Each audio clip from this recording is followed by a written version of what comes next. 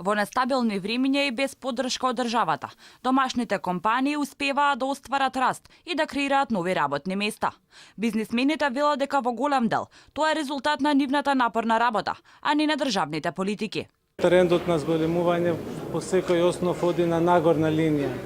Ама тоа не значи дека имат некоја поддршка од институциите. Тоа значи дека фирмите се спремни сами да се снаоѓаат и да си ги решат своите проблеми. Главен предизвик следната година ќе биде новиот даночен систем.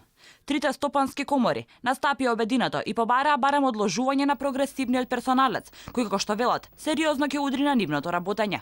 Премиерот ги слуша бизнисмените, не коментираше за даночната реформа, но уште еднаш се пофали дека ќе следува намалување на казните и глобите за компаниите.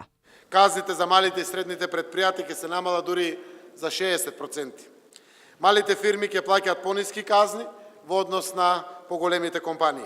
Лидерот на опозицијата пак оцени дека економската состојба е катастрофална.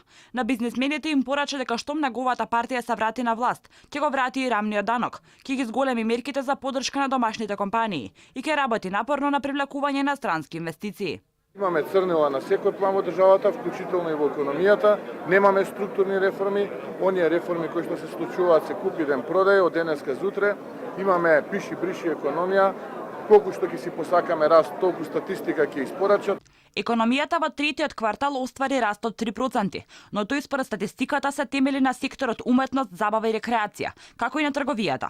Во првиот квартал вкупниот раст беше 0,9%, а во вториот и третиот 3%.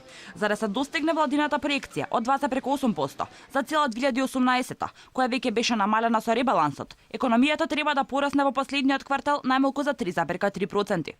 Уште од сега е тешко да се замисли дека СДСМ ќе го исполни предизборното ветување за просечен економски раст од 5% во текот на мандатот.